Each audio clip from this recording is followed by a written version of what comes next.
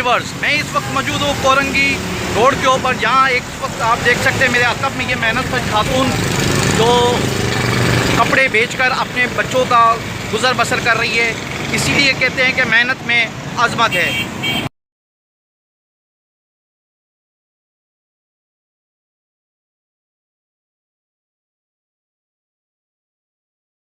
अस्सलाम वालेकुम। वालेकुम सलाम जी। ये आप कितने अरसे से ये काम कर रही हैं? मैं 10 साल से कर रही हूँ।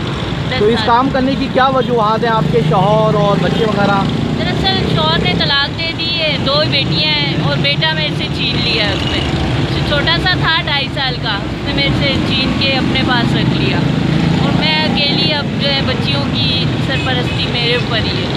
तो बच्चों की किफ़ालत आप इस काम से कर लेती हैं आप अपनी? जी, इस काम से कर लेती हूँ, लेकिन ये है कि मुश्किलात बहुत हैं ज़्यादा, कि घर का किराया बहुत मुश्किल से देती हूँ और फिर यहाँ से लगाने भी नहीं देते, बाज़ार भी बंद हो गए थे कोरोना की वजह से, तो बड़ी मुश्किल में गुजारा करते हैं हम लोग। किराया बहुत देना मुश्किल है मेरे लिए, क्योंकि माल महंगा हो गया है, बहुत मुश्किल से गुजारा करते हैं।